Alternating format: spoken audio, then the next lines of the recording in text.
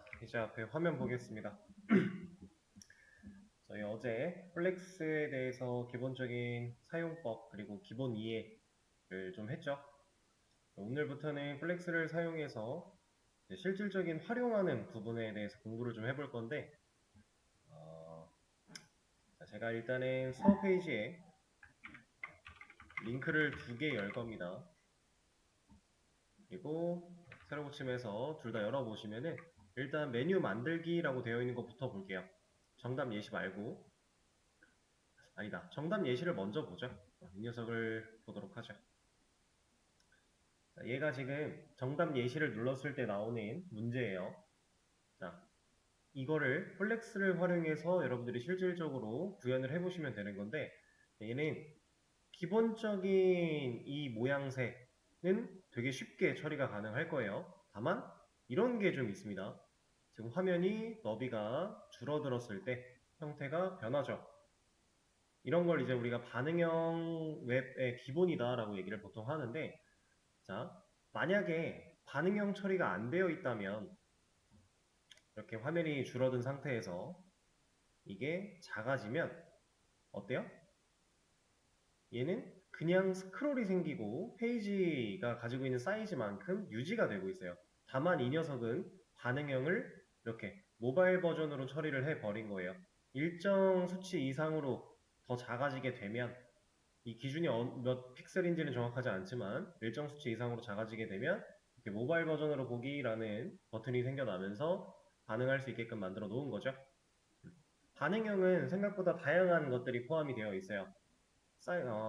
이런 것도 한번 보여드릴까요? 아마 이쪽이었던 것 같은데 이거 아니면은 이쪽일 거예요.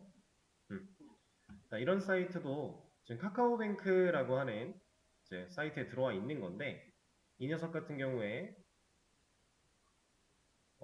얘가 반응형이 빠졌네요. 옛날에는 반응형이었던 것 같은데 옛날에는 이렇게 왔다 갔다 하면 이 라이언이 같이 커졌었어요. 그래서 반응형 처리를 했었는데 이거는 이제 다른 이유로 인해서 변경이 좀 됐나 봅니다. 어쨌든 이 반응형이라고 하는 건 웹에서 상당히 중요한 부분 중에 하나고요. 페이지가 사용자들마다 이 페이지를 크게 전체 화면으로 보는 사람이 있을 거고 작게 해서 보는 사람이 있을 거고 아니면 그 사용자의 하드웨어, 환경적인 부분 때문에 어쩔 수 없이 화면 사이즈가 작을 수밖에 없는 경우도 있을 거예요. 그런 경우들에 따라 디자인이 깨져버리면 안 되니까 그 상황들에 맞게끔 적절하게 형태를 유지할 수 있게 해주는 게 반응형. 그래서 그냥 그 상황에 맞게끔 반응한다라고 이해를 하시면 됩니다. 그래서 이런 반응형 처리가 되어 있는 건데 이렇게 화면의 사이즈가 변했을 때 특정 디자인이 아예 변경되는 경우는 하는 방법이 몇 가지 있습니다. 그 중에서 우리가 하나 경험을 좀 해볼 거고요. 이것보다 더 작아지면 얘는 한 번 더 변해요. 이런 식으로 구성이 되어 있어요. 자, 이거를 제가 간단하게 키워드 정도만 드릴 거고요. 여러분들이 이 메뉴를 직접 만들어 보시면서 해당 키워드를 검색해 보시고 그 키워드 검색을 통해 나온 결과를 가지고서 실제로 적용을 해 보시는 시간을 좀 드려 볼 거예요. 자, 제가 드릴 키워드는 CSS에서 사용할 수 있는 미디어라고 하는 녀석입니다. CSS에 사용하는 골뱅이 미디어 이런 녀석을 여러분들이 직접 검색을 해보시면 사용하는 방법들이 좀 나올 겁니다.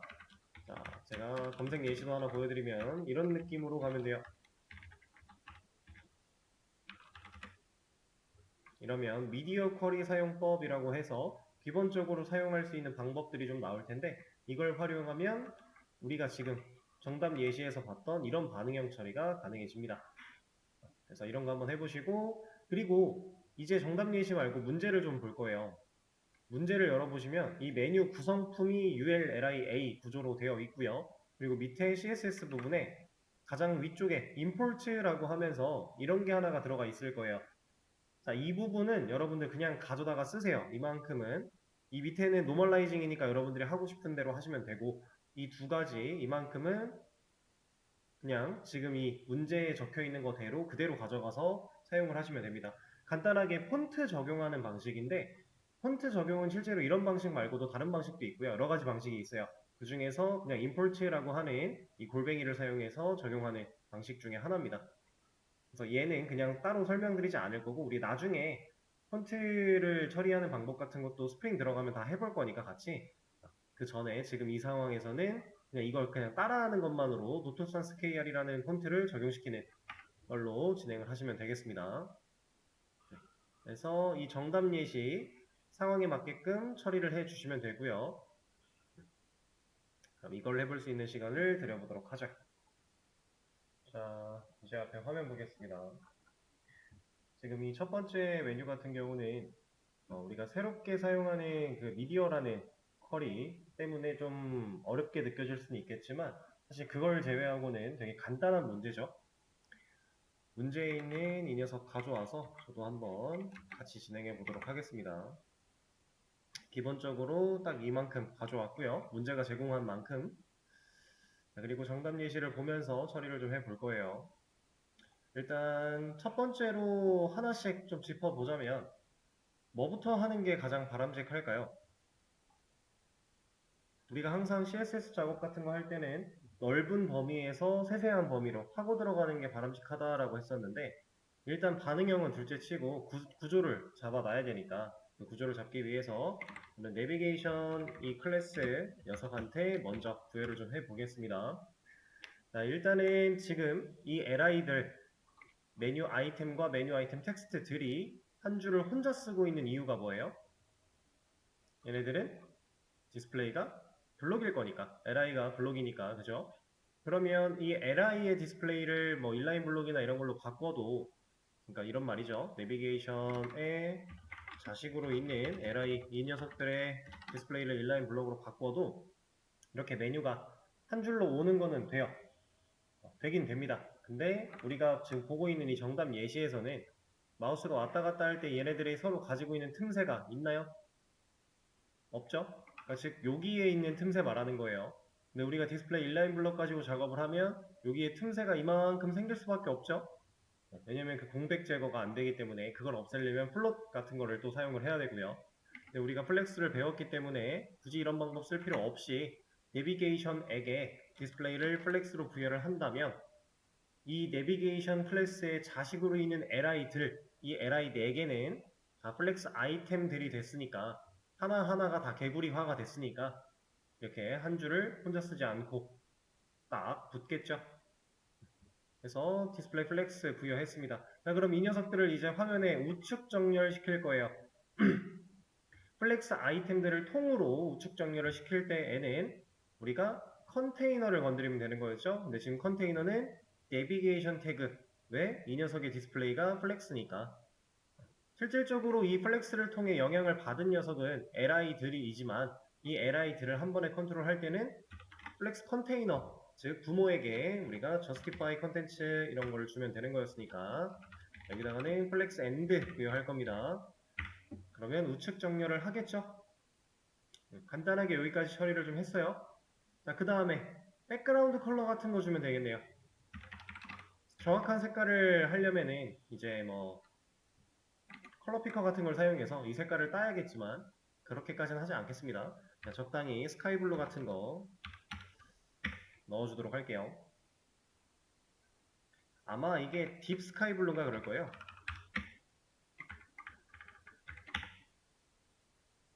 같은 색깔인 것 같죠? 이런 식으로 백그라운드 컬러 부여하도록 하고요. 자, 이제 내비게이션 이 녀석한테 건드릴 거는 끝난 것 같아요. 이제 화면이 줄어들어도 이게 바뀌는 건 아니니까 실질적으로. 자, 그러면 이제 li는 뭐 건드릴 게 있을까요? 메뉴 아이템. 얘네들은 딱히 건드릴 게 없어 보여요. 바로 A까지 가겠습니다. 아이템 텍스트까지. 이 A를 건드리려고 하는 이유는 li를 그냥 두고 A를 건드리려고 하는 이유는 A가 커지면 li는 알아서 커질 거니까 그런 개념을 활용하는 거겠죠? 우리가 지금까지 배웠던 메뉴 만들기 개념을 그대로 사용하되 플렉스만 적용을 시키는 방식이에요. 자, 그럼 이 녀석 일단은 패딩 같은 걸 줘서 사이즈를 좀 키우면 될 것 같은데 패딩을 주기 위해서는 디스플레이가 바뀌어야겠죠? 디스플레이 블럭, 이거 인라인 블럭 말고 블럭 쓰는 이유는 우리가 배웠었으니까. 그 다음 패딩 부여하겠습니다. 한 15픽셀 정도 줄까요? 이렇게. 자, 그리고 나서 이 녀석의 컬러를 화이트 같은 거 주면 되겠네요. 그러면 얼추 느낌이 비슷해지고 있죠? 근데 폰트 웨이트 볼드는 딱히 안 줘도 될 것 같아요. 자, 그러면 이제 A에 호버 처리해주면 되겠네요. li에 호버가 됐을 때 텍스트가 가지고 있는 색깔이 색만 변하지 글자색은 변하지 않으니까 배경색만, 이거는 그냥 스카이블루, 그럼 이런 식으로 처리가 되겠죠. 근데 이게 잘 안 보이니 그냥 이걸로 합시다. 이렇게. 자, 그러면 기본적인 이 상태의 화면은 끝났어요. 여기까지 왔습니다. 자, 플렉스를 사용하면 코드가 이렇게 간단해져요. 원래 우리가 1차 매뉴얼을 만들 때 메뉴, 그러니까 지금 내비게이션 클래스를 가지고 있는 녀석과 동일한 메뉴 UL한테 뭐 디스플레이 인라인 블럭, 보더 레디우스, 뭐 기타 등등 되게 많은 것들을 부여함으로 이제 이런 메뉴 구성을 했었는데, 물론 우리가 지금 좀 더 간결한 메뉴를 만든 건 맞지만 훨씬 더 쉽게 처리가 가능하다. 이게 플렉스를 사용했기 때문이다. 아직은 그렇게 차이가 많이 나진 않아요. 네, 근데 앞으로 점점 더 차이가 많이 날 겁니다. 자, 그리고 이제 화면이 줄어들음에 따라서 반응형 처리를 진행을 할 거예요. 자, 이 녀석을 딱 화면이 바뀌는 시점 몇 픽셀인지 한번 따져볼까요? 지금 이렇게 개발자 도구를 열어서 사이즈를 왔다 갔다 해 보시면 여기에 픽셀이 나옵니다.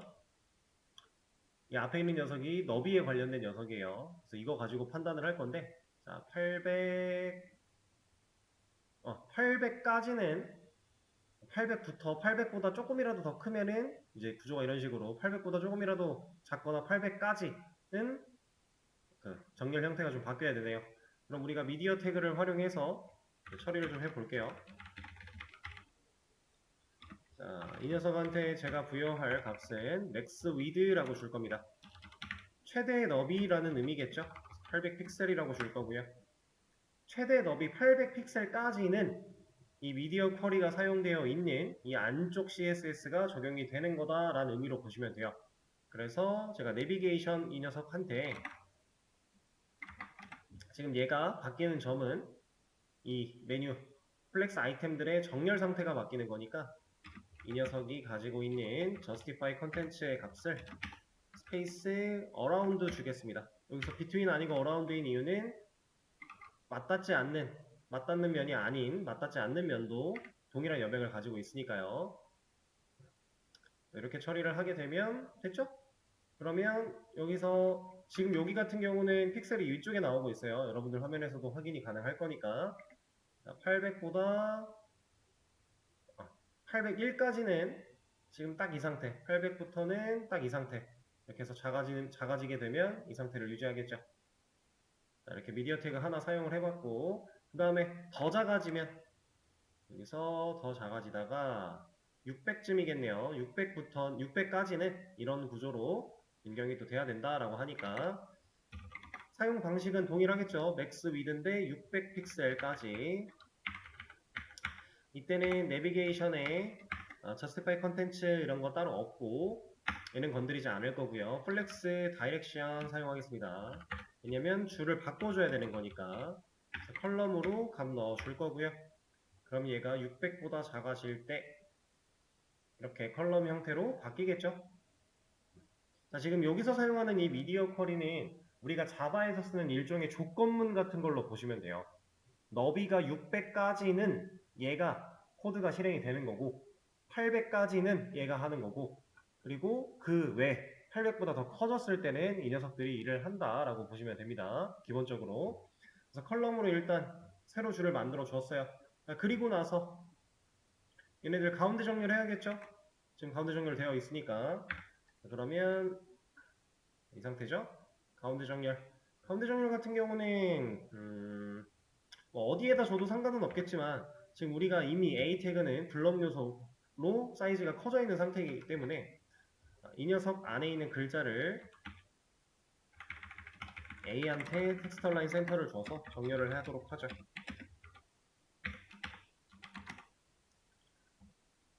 이러면 애초에 A가 커져 있는 상태고 가운데 정렬할 수 있는 공간이 있는 거니까 이렇게. 자, 그리고 이 상태에서 그러면 처리할 게 이제 이 선밖에 안 남았네요. 나머지는 다 됐으니까 선 처리만 해주면 되겠죠? 그러면 자, 여기 지금 여기에 보이는 이 선들은 약간의 입체적인 느낌이 나잖아요.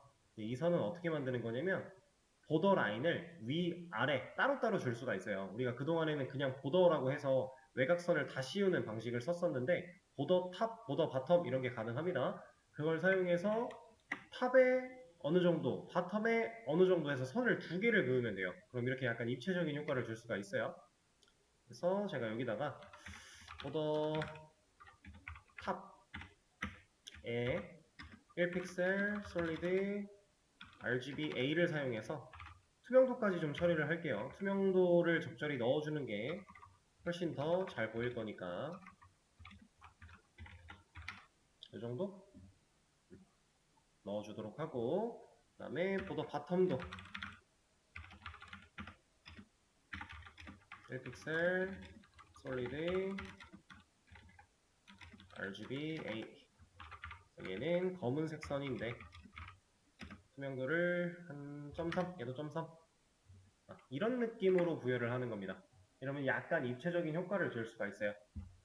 이제 디테일한 컨트롤들은 여러분들이 추가적으로 하시면 되고 근데 이제 이렇게 했을 때 문제는 바텀, 탑 다 들어갔기 때문에 여기 최상단에 있는 이 녀석도 보더 라인이 있을 거고요.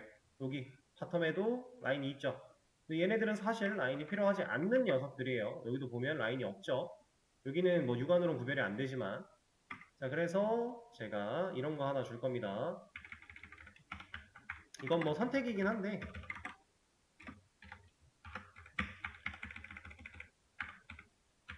자 여기다가 last of type이라고 하는 가상요소 선택자 하나 사용을 할 거예요. 이거는 뭐냐면 같은 타입 중에 마지막이라고 보시면 돼요. 그냥 이거 CSS 디너 같은 거 해보셨으면 거기서 나왔을 문제입니다.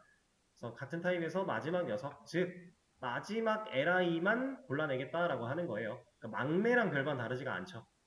그런 느낌으로 보시면 됩니다. 근데 이제 막내랑 다른 점은 last of type은 같은 타입 중에 마지막 녀석만 보는 거고요.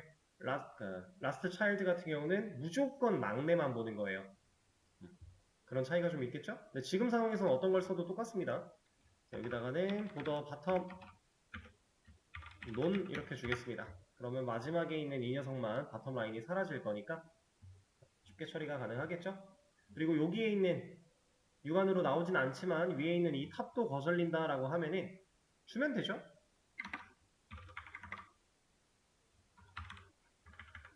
여기서는 이제 똑같이 first of type 반대 개념이니까 그래서 탑 주면 위쪽에 있는 얘도 선이 사라졌을 겁니다.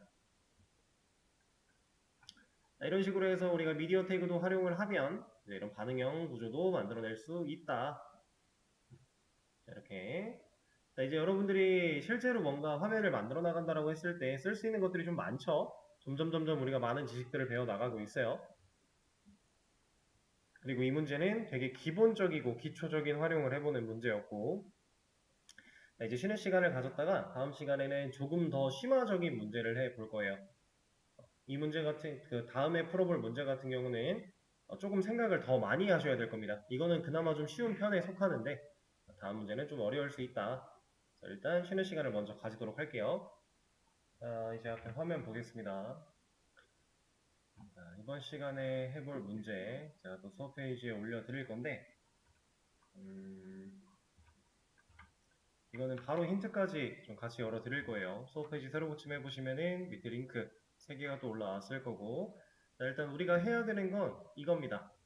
메뉴 만들기를 또 할 거예요. 근데 이제 아이콘 같은 것도 추가로 넣고 이제 메뉴 구성도 우리가 조금 더 현실적으로 만들어가는 느낌으로 하는 건데 자 일단 이 메뉴 같은 경우는 여러분들이 그냥 하시면 돼요. 좀 머리를 생각을 잘 하시면은 충분히 하실 수 있어요. 근데 이 아이콘 같은 거는 제가 알려드리지 않으면 사용법을 알 수가 없겠죠. 그 밑에 힌트로 아이콘 사용법이 나와 있기는 하지만 간단하게 설명을 한번 드려볼 겁니다. 아이콘 사용법 링크 들어와 보시면, 자, 여기에 폰트 어썸 불러오기 그리고 아이콘 사용하려면 꼭 있어야 된다라고 되어 있는데, 자, 이거에 대해서 설명을 좀 드려볼 거예요. 어떤 식으로 할 거냐면, 자, 크롬을 하나 열어서 여기다가 폰트 어썸이라고 검색을 할 겁니다. 이렇게. 자, 폰트 어썸을 검색을 하시면 사이트가 하나 나올 거예요. 이 폰트 어썸 사이트로 들어가서 이 메인 페이지에서 이제 우리가 아이콘스라고 하는 이 녀석을 누를 겁니다. 상단 메뉴에 있는 아이콘스. 자, 그러면 뭐가 좀 많은데 이 중에서 우리는 무료, 프리라고 하는 거, 오픈소스 아이콘 여기로 들어갈 거예요. 왜냐면 나머지들은 돈을 내야 될 수도 있기 때문에. 자, 이쪽 프리로 들어오게 되면 이 안에도 상당히 뭐가 많습니다. 2000개가 넘게끔 되어 있죠. 자, 여기에 보이는 이 아이콘들은 우리가 간단하게 다 우리 만들려고 하는 사이트에 적용이 가능해요. 그리고 아무데나 가져다가 써도 저작권이나 이런 문제가 없는 녀석들이니까 이 사이트는 잘 애용을 하시면 좋습니다.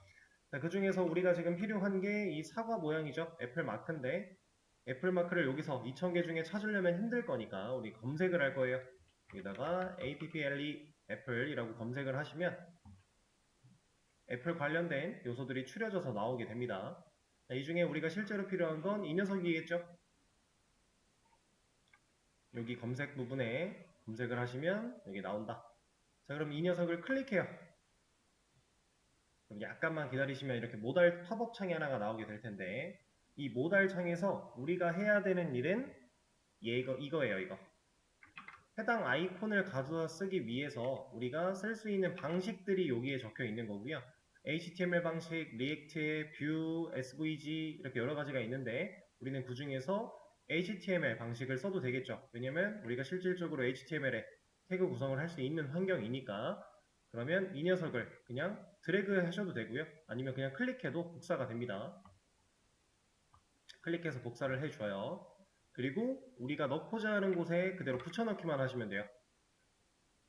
이러면 1차적인 준비는 끝났어요. 내가 쓰고 싶은 아이콘을 가져다가 불러오는 방식. 자, 근데 이렇게 붙여넣기를 했음에도 불구하고 화면에 마크가 안 나오고 있죠. 자, 이건 왜 그런 거냐면 아까 우리 여기 불러오기라고 하는 이 부분, 이게 꼭 있어야 된다라고 했던 이 부분이 아직 없어서 그래요. 자, 이거는 어떻게 하는 거냐면 제가 제공해드린 거 그냥 가져다가 쓰셔도 상관은 없고요. 아니면 크롬 하나 열어서 여기에 cdnjs라고 입력을 하시면, 이렇게 검색을 하시면 사이트가 또 하나 나옵니다. 밑에. 자, 이 녀석을 들어갈 거예요. 그럼 이 안쪽 검색하는 부분이 바로 나오게 되는데 여기다가 이제 폰트 어썸이라고 검색을 할 겁니다. 한글로 입력하는 건 여기서는 안 되니까 폰트 정도만 입력을 하시면 여기 폰트 어썸이라고 나옵니다. 그러면 이 폰트 어썸이라고 나온 녀석을 클릭해서 들어가세요.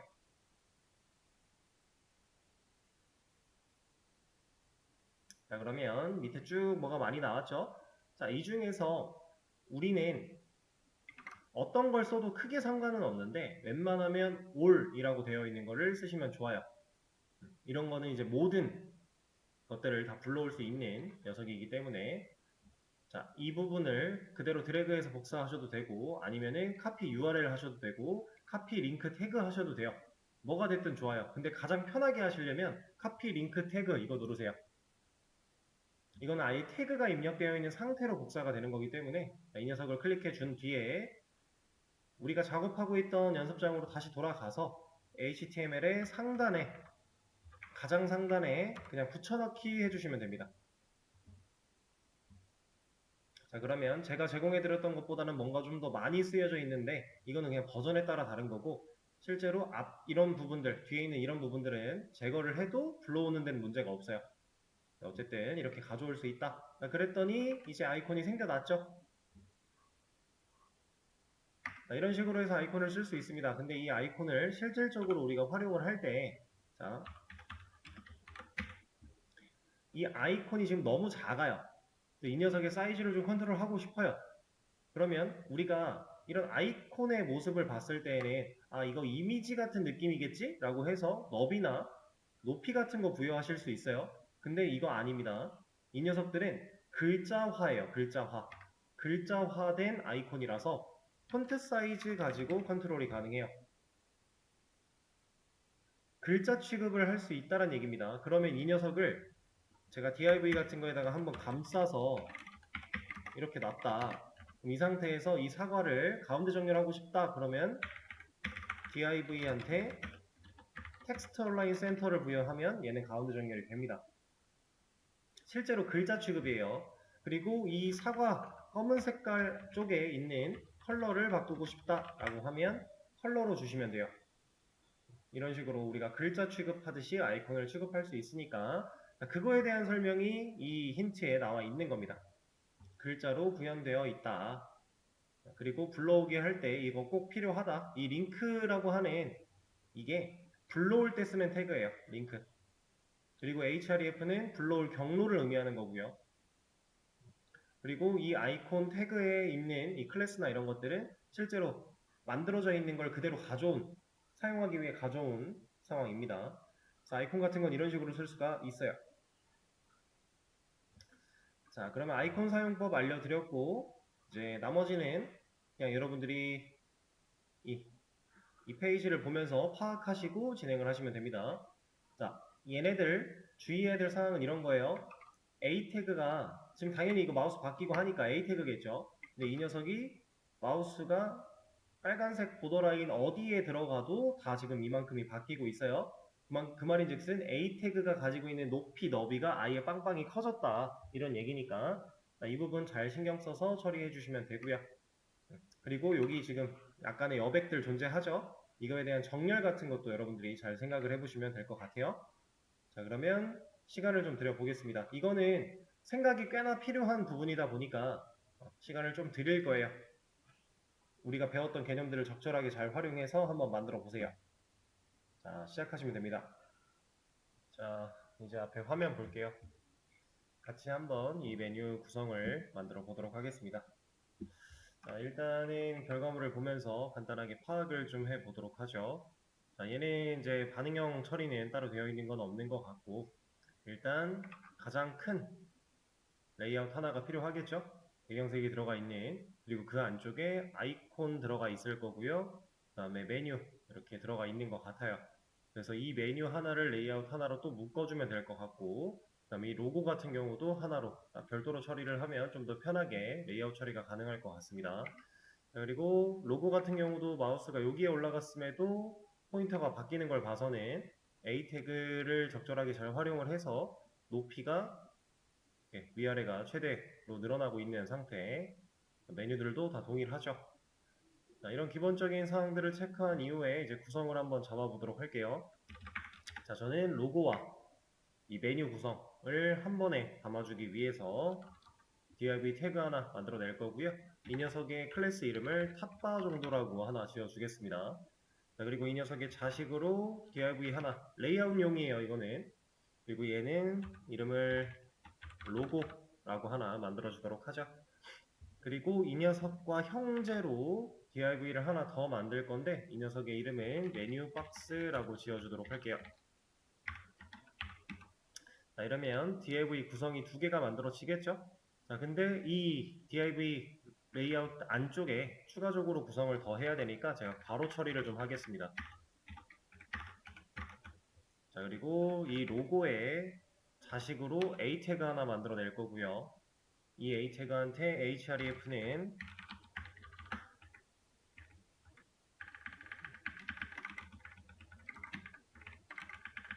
샵을 넣어주도록 하고, 그 다음에 이 안에다가는 A 태그의 자식으로 i를 넣을 건데, 아이콘을 넣을 건데, 이 아이콘은 그냥 붙여넣기를 진행을 하겠습니다. 자, 그럼 메뉴 박스 이 녀석의 자식으로 UL 만들어낼 거고요. 그 다음에 li 4개 만들 거고, a까지 만들어 주겠습니다. 여기도 href 샵 넣어줄 거고, 이름을 아이템 달러 처리해 주도록 할게요. 간단하게. 자, 그럼 이렇게 해서 한 번에 이 구성을 만들어낸다면 레이아웃 한 번에 만드는 거 가능하겠죠? 자, 젠코딩에서 이제 괄호 같은 걸 활용을 하면 이런 식으로 한 번에 또 처리가 가능해요. 그리고 얘만 이제 우리가 식별하기 용이하도록 처리를 이렇게 해주도록 하고요. 이 아이콘 태그를 A 태그의 안쪽에다가 붙여 넣어 주겠습니다. 자, 그럼 이렇게 들어가 있는데 지금 아이콘이 컬러가 블루가 됐어요. 이렇게 된 이유는 A 태그한테 컬러 블루를 물려받았기 때문이겠죠? 우리는 어차피 노멀라이징을 진행을 할 거니까 자, 노멀라이징부터 하겠습니다. body, ul, li 이 녀석들 마진형, 패딩형, 리스트 스타일, non 부여해 주고요. 그다음 A 태그한테 컬러는 inherit, text decoration, non. 자, 그럼 기본적으로 노멀라이징 처리는 완료가 됐습니다. 자, 그리고 이제 가장 바깥에 있는 영역부터 처리를 해 볼 거예요. 이 탑바라고 하는 이 녀석. 자, 얘한테 들어가야 될 건 뭘까요? 일단 이 탑바의 자식으로 있는 로고라는 div와 메뉴박스라고 하는 div 둘이 한 줄을 혼자 쓰면 안 돼요. 자, 지금 이거 영역을 좀 잡아보자면 탑바의 자식으로 있는 div를 골라놓고 보더 같은 거 씌워서 볼까요? 자, 얘네들이 이렇게 구성이 되어 있어요. 이건 div가 가지고 있는 크기예요. 근데 얘네가 한 줄을 혼자 써버리면 우린 절대로 이런 구성을 만들어낼 수 없겠죠? 그러면 일단 이 div 두 개가 한 줄을 혼자 쓰지 않고 위로 올라가 줘야 됩니다. 그러려면 디스플레이 인라인 블럭도 가능할 거고 플롯 같은 것도 가능하겠지만 우리는 지금 플렉스를 배웠으니까 탑바라고 하는 녀석한테 디스플레이 플렉스를 부여해서 자식인 div들을 플렉스 아이템화 시킬 거고요. 자, 이렇게 만들어 줍니다. 자, 그리고 나서 이 녀석한테 이제 백그라운드 컬러 같은 거 블랙으로 조회를 하면 되겠네요. 그리고 글자가 안 보이니까 컬러는 화이트로 처리를 해주면 될 것 같고요. 일단 이런 구성을 맞춰나가기 위해서 하나하나 눈에 보이는 걸 하고 있죠. 자, 그 다음에 이 둘이 좀 떨어지면 좋을 것 같아요. 자, 여기서 이제 우리가 쓸 수 있는 거는 스페이스 어라운드나 스페이스 비트윈 같은 게 있을 건데 아니면은 플렉스 아이템한테 직접 찾아가서 플렉스 엔드, 플렉스 스타트 이런 걸 부여하는 방법이 있을 텐데 자, 여기서는 justify 컨텐츠 스페이스 비트윈을 부여를 할게요. 그러면 얘네들은 맞닿지 않는 면은 벽에 붙을 거고요. 맞닿는 면만 동일한 여백을 가지고 벌어지겠죠. 자, 근데 우리가 만들어야 되는 모습을 보면 최종적으로 이만큼과 이만큼의 여백이 존재해요. 자, 그럼 이 여백은 어떻게 줘요? 이게 있는데 제가 왜 스페이스 비트윈을 줬죠? 자, 이거 스페이스 어라운드로 주게 되면 우리가 생각한 것보다는 좀 더 이상하게 정렬이 될 겁니다. 여백이 너무 커요.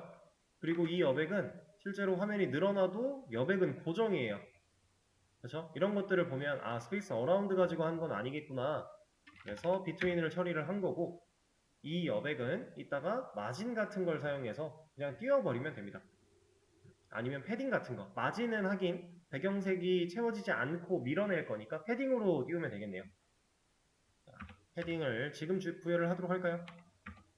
여기다가 상하는 0으로 주고요. 좌우만 한 50픽셀? 100픽셀 정도 할까요? 100 정도 해도 되겠네요. 이렇게 그러면 양쪽 끝에서부터 떨어지겠죠? 좌우에 대해 100픽셀을 부여한 거니까요. 자, 이런 식으로 기본적인 정렬을 좀 맞춰놨고 자, 그 다음에 또 뭐 하면 좋을까요? 이 탑바한테 부여되어야 되는 속성. 자, 지금 탑바는 이만큼의 높이를 가지고 있어요. 왜? 컨텐츠가 가진 높이를 최소한으로 감쌀 만큼은 커져야 되니까. 근데 얘는 컨텐츠 높이보다 탑바의 높이가 큰 거죠. 그렇다는 얘기는 탑바한테 높이가 부여될 필요가 있다는 얘기입니다. 여기다가 한 200픽셀 정도 부여를 해 주도록 하고요. 이 상태에서 이제 세부적으로 파고 들어가 볼 거예요. 자, 일단은 로고, 탑바의 자식으로 있는 로고 이 녀석한테 보더는 뺄 거고요, 이제. 자, 이 녀석한테 글자 크기를 좀 키워줄 겁니다. 폰트 웨이트, 아니, 폰트 사이즈, 4림. 이 정도 크기면 되겠죠? 자, 그리고 얘가 가운데 정렬을 해야 돼요. 수직 정렬을 해야 돼요. 지금 현재 아이콘은 이만큼이에요. 그리고 A도 이만큼이에요. 그죠? 왜냐면 여기 있는 마우스가 올라가도 포인터가 바뀌지 않죠?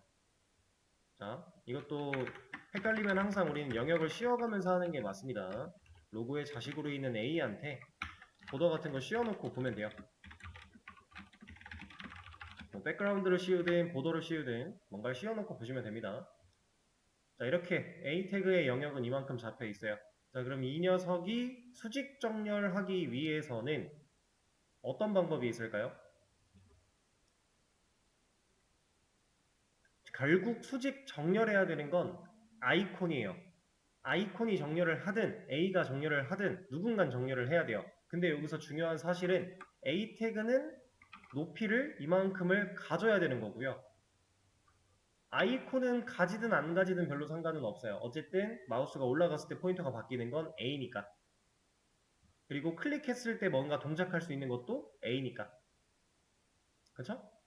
자, 그러면 이 녀석을 우리가 수직 정렬하기 위해 플렉스를 사용해 볼게요. 자, A 태그를 수직 정렬을 하려면 누구한테 플렉스를 줘야 A한테 얼라인 아이템스 센터 이런 거 줄 수 있어요?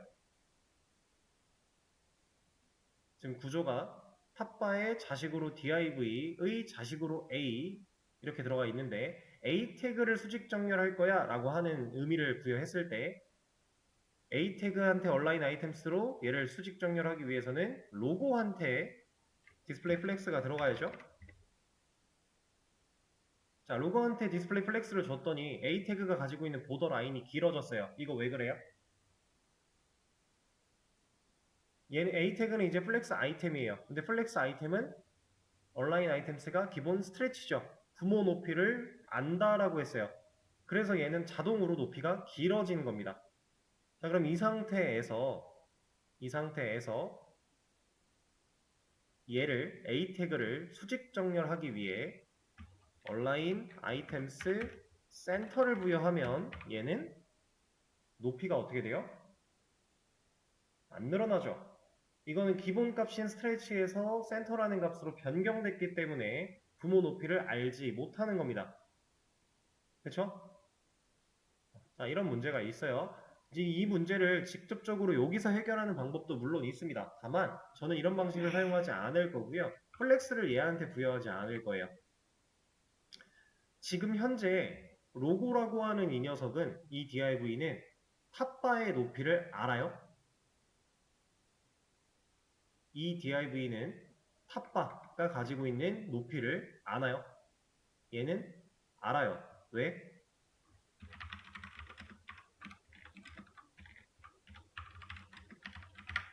블루는 높이를 압니다. 그 이유는 얘는 플렉스 아이템이니까. 그래서 얼라인 아이템스의 기본값 스트레치가 변경된 적이 없으니까 알 수 있어요. 그러면 A 태그도 이 div의 높이를 알기만 하면 높이를 따라갈 수만 있다면 커질 수 있다는 얘기겠죠? 그래서 저는 이 A한테 높이를 100% 부여할 겁니다. 근데 A의 기본 디스플레이는 뭐라고요? 인라인이죠. 그럼 너비 높이 마진 패딩이 안 먹어요. 그럼 이걸 먹게 하기 위해서 우리가 디스플레이를 바꿔줄 필요가 있겠네요. 그렇죠? 그럼 이제 A도 div의 높이를 알았습니다. 자, 그럼 이 상태에서 아이콘은 글자 취급이었기 때문에 텍스트 얼라인 센터 같은 거 부여하면 이거는 수평 정렬이죠. 그럼 우리가 여기서 정렬할 수 있는 방법은 뭐예요? 아이콘을 정렬하는 방법? 아이콘을 플렉스 아이템으로 만든 다음에 얼라인 아이템스 센터를 부여하면 됩니다. 자, 아이콘을 플렉스 아이템으로 만들기 위해서는 A 태그한테 플렉스가 들어가야 돼요. 이걸 말하는 거예요. 자, 그리고 나서 여기다가 얼라인 아이템스 센터를 부여하게 되면 아이콘은 정렬을 합니다. 약간 아래쪽으로 내려와 보이는 듯한 이유는 아이콘이 가지고 있는 영역 자체가 애초에 이렇게 설정되어 있기 때문이에요. 이건 어쩔 수가 없어요. 이 아이콘도 글자라서 이 어백을 우리가 컨트롤할 수 없습니다. 이 방식으로 지금 정렬을 했다. 근데 여기 잘 보시면 디스플레이가 블록이면서 플렉스 둘 다 들어갔죠? 그럼 어차피 밑에 있는 플렉스가 이길 거예요. 그럼 블록을 제거해도 되겠네요. 자, 이렇게 해도 높이 100%가 잘 먹는 이유. 인라인이기 때문에 너비 높이 마진 패딩이 안 먹었던 거예요. 그럼 인라인만 아니면 너비 높이 마진 패딩은 잘 먹는다는 얘기죠. 그래서 디스플레이가 블록이든 플렉스든 상관없이 너비 높이 마진 패딩을 부여할 수 있게 됩니다. 자, 그럼 아이콘 정렬 끝났으니까 이거 제거해 주도록 하고요. 자, 그리고 사실 이렇게 갈 것 같으면 우리가 선택자를 로고를 골라서 폰트 사이즈를 줄 필요 없이 이 폰트 사이즈를 아예 A쪽까지 내려도 되겠죠? 어차피 폰트 사이즈 상속 개념이고 아이콘에 적용시키고 싶은 폰트 사이즈였기 때문에 우리가 선택자 불러놓은 게 있으니까 이렇게 부여를 해도 되겠다. 자, 그럼 아이콘 쪽은 끝났네요. 그럼 아이템 쪽 보겠습니다, 이제. 자, 탑바에 좌식으로 있는 메뉴 박스예요. 자, 메뉴 박스 쪽에서 건드려줘야 될 거 뭐 있을까요? 뭐 있나요? 딱히 없을 것 같아요. 왜? 메뉴 박스는 이만큼의 그냥 레이아웃일 뿐이에요. 지금 부모 높이를 알고 있는 왜? 이 녀석도 플렉스 아이템이니까. 기본 온라인 아이템스 스트레이치로 들어가 있을 테니까. 우리가 실질적으로 이 li들이 한 줄을 혼자 쓰면 안 되는 상황이기 때문에 li들을 한 줄에 여러 개가 나올 수 있게끔 하기 위해서 제가 바로 ul까지 찾아간 뒤에 디스플레이 플렉스 부여하겠습니다. 그럼 얘네들은 li들이 플렉스 아이템이 된 거죠. 자, 그리고 ul은 지금 ul 태그한테 디스플레이 플렉스를 줬는데 이 ul 태그는 부모 높이를 아나요?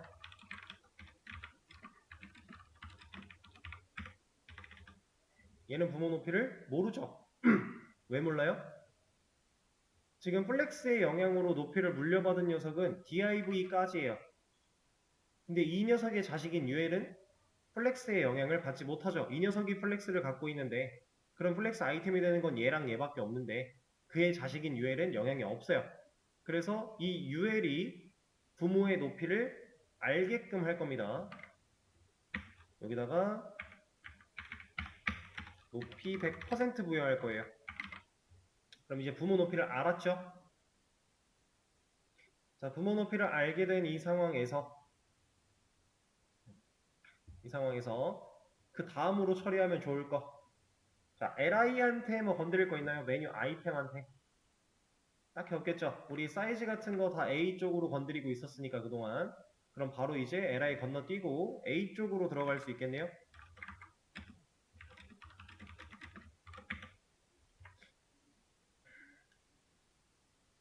자, A한테 우리가 줘야 되는 거는 여기서 이것도 한번 판단을 해보겠습니다. 자, 탑바한테 플렉스를 부여했기 때문에 이 메뉴 박스는 부모의 높이를 알아요. 탑바의 높이인 200픽셀이라는 사이즈를 알고 있어요. UL은 100%로 물려받았기 때문에 200픽셀 알고 있죠. 자, 이 상태에서 li는 아나요? li 알 수 있어요? 얘는 알죠. 왜? UL한테 플렉스 들어가 있으니까. li 자체는 온라인 아이템스 스트레치인 상태로 유지가 되고 있을 테니 이 li는 부모의 높이를 알겠죠?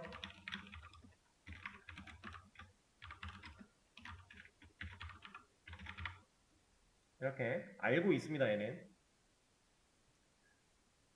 자, 그러면 A는 아나요? A는 모르죠. 이 녀석한테도 보더를 씌워서 보면 A는 몰라요. 자, 근데 이 녀석도 결국 수직 정렬을 해야 돼요. 우리 아이콘 쪽 건드린 거랑 동일한 개념입니다. 자, 이거 수직 정렬하기 위해서 A한테 제가 높이 100% 부여할 거예요. 높이를 일단 알아야 되니까. 근데 안 먹죠. 인라인이기 때문에. 자, 그럼 먹게 하기 위해서 디스플레이 블럭 줄 거고요. 이제 알았죠? 이 상태에서 이 A 태그가 가지고 있는 텍스트한테 니들 수직 정렬해 라고 하기 위해서 온라인 아이템스 쓰고 싶어요. 근데 그러려면 디스플레이 플렉스 들어가야죠. 이럴 거면 블럭 안 써도 되겠죠. 이렇게 간 다음에 온라인 아이템스 센터. 그러면 A가 가지고 있는 텍스트들이 정렬을 하는 거고 A 자체는 100%로 높이를 물려받아 있는 상태겠죠. 자, 이제 보더라인 제거할게요. 자, 그럼 이 상태에서 이 A가 가지고 있는 영역만 좀 처리해주면 되겠네요. 헤딩 같은 거. 얘네들은 위아래는 필요 없을 것 같고 좌우로만 좀 떨어지면 될 것 같으니까 헤딩 상하 0의 좌우를 한 15픽셀 이렇게 부여해 주도록 하고요. 그 다음에 글자가 살짝 두꺼우면 좋을 것 같아요. 그죠? 폰트웨이트 볼드 주겠습니다. 자, 그러면 구조는 다 만들었고 이제 호버 처리하면 끝나겠죠.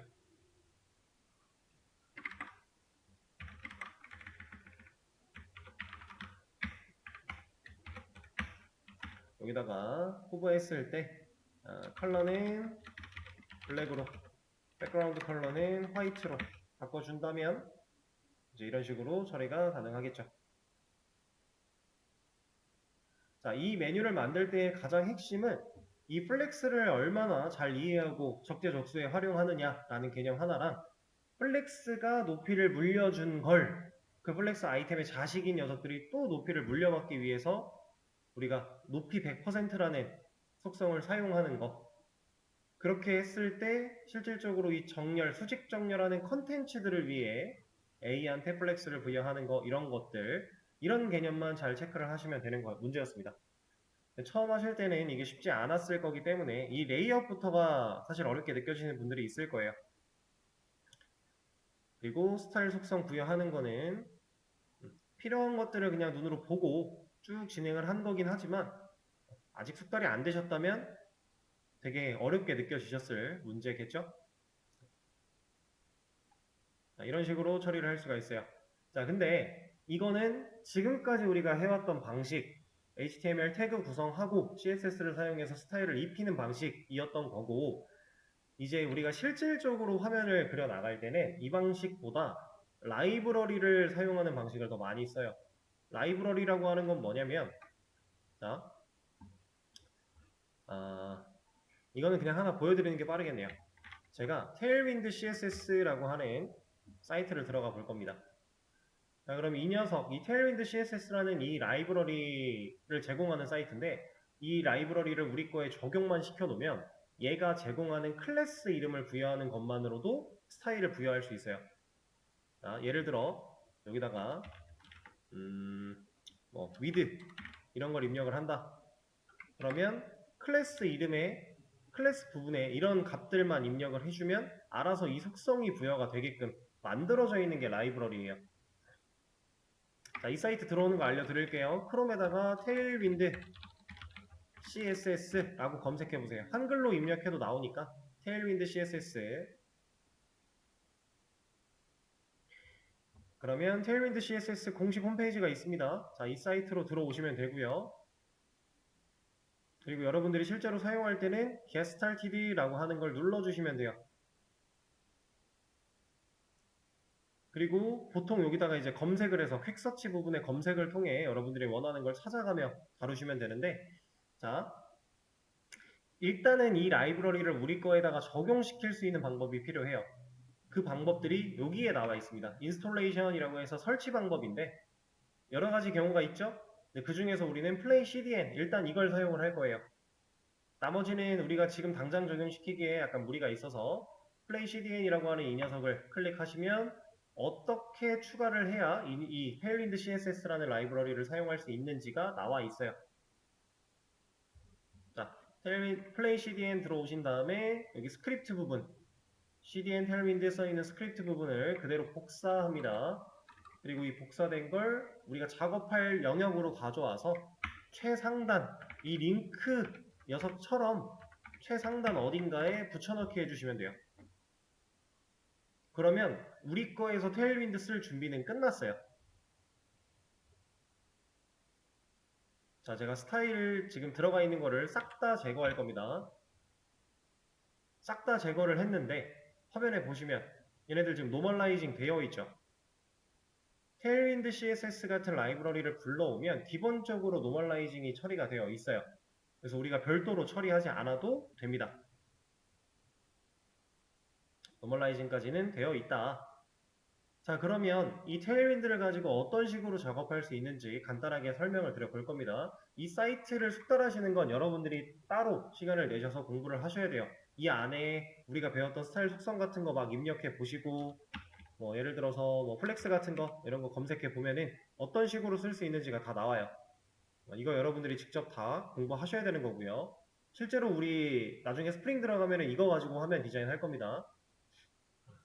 그래서 지금 이 상태에서 간단하게 몇 가지만 좀 보여드리면, 자, 일단은 우리가 가장 먼저 탑바한테 디스플레이 플렉스를 부여해서 로고랑 메뉴 박스 부분을 처리했었죠. 디스플레이 플렉스는 그냥 플렉스라고 하는 클래스 이름을 부여하는 걸로 처리할 수 있습니다. 자, 그리고 얘네들 서로 멀리 띄워야 되기 때문에 justify between 이라고 넣을 거예요. 이런 거 다 검색해 보시면 나오는 거니까 부담 어렵게 생각하실 필요 없어요. 이런 거 검색 어떻게 하냐? 우리가 알고 있는 속성 그냥 입력하면 돼요. justify content. 그럼 이 안에 justify between이 어떤 속성 값을 가지고 있는지가 나와요. 그럼 이 클래스를 부여함으로 이 값을 적용시킬 수 있다라고 보시면 된다라고 했어요. 그러면 벌써 지금 justify between이 들어갔죠? 자, 그 상태에서 백그라운드 컬러 줄 겁니다. BG 블랙이라고 있어요. 자, 그리고 컬러 텍스트 화이트라고 하는 속성이 또 있습니다. 그럼 글자색을 화이트로 바꾸겠다라고 하는 거고요. 그 다음에 이거 패딩인데 X축, 그러니까 좌우만 처리할 수 있게 PX라고 또 있어요. 이런 것들을 다 검색하면 나옵니다. 이거 한 26 정도? 26이 안 먹는 걸 보면 수치가 이게 아닌가 보네요. 32? 32는 먹었죠? 32 이 정도. 그리고 높이 같은 것도 있어요. H 한 40 이런 식으로 다 만들어져 있어요. 스타일 속성이. 그러면 우리가 실질적으로 CSS를 입력하지 않아도 선택자를 막 고민하지 않아도 우리가 원하는 태그한테 스타일을 부여할 수 있다. 이런 식으로 처리가 가능합니다. 마저 좀 진행을 해볼게요.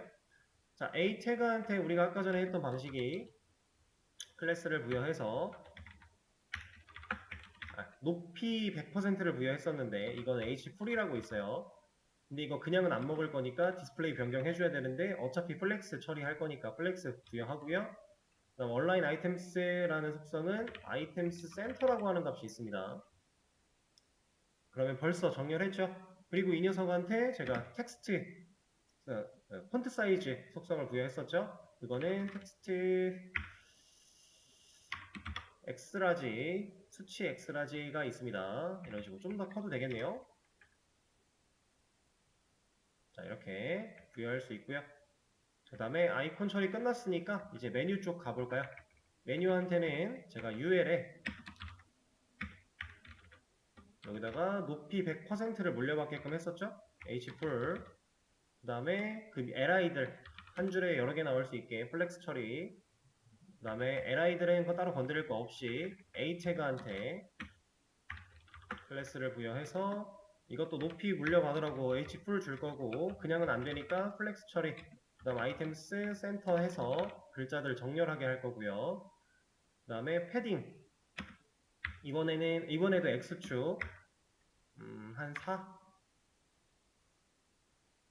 4는 너무 작군요. 5? 그러면 좌우로 5씩 더 밀 거니까 이 정도 일단 주고요. 그 다음 폰트 웨이트 볼드는 폰트 볼드라고 또 있습니다.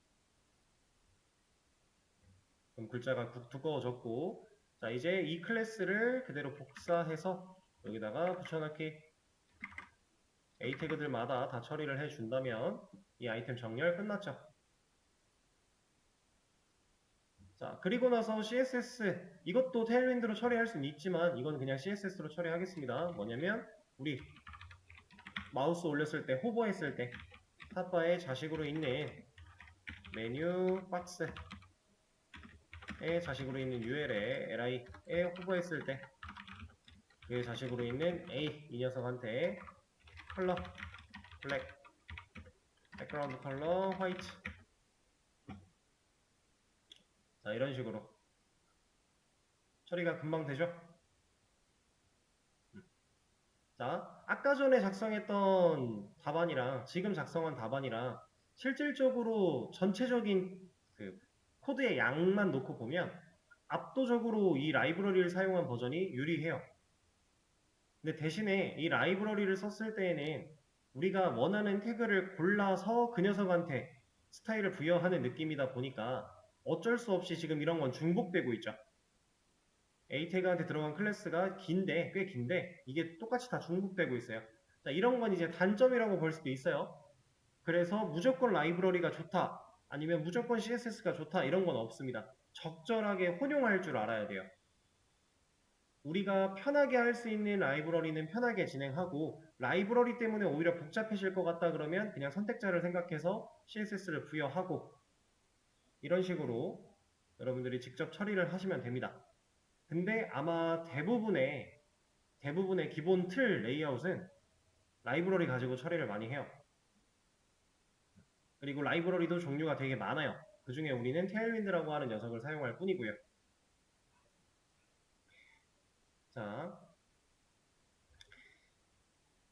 새롭게 이제 라이브러리를 사용하는 방식도 좀 설명을 드려봤는데 제가 보여드린 이걸 연습하시는 것도 괜찮고 아니면은 여러분들이 약간 다르게 구상을 해서 아예 백지 상태에서 이 라이브러리를 직접 검색해 가며 내가 원하는 스타일 속성들을 찾아가며 그렇게 해서 메뉴를 만들어 보시는 연습을 한두 번 이상은 꼭 해보시는 걸 추천을 드려요. 그렇지 않으면 이거 절대 숙달 안 됩니다.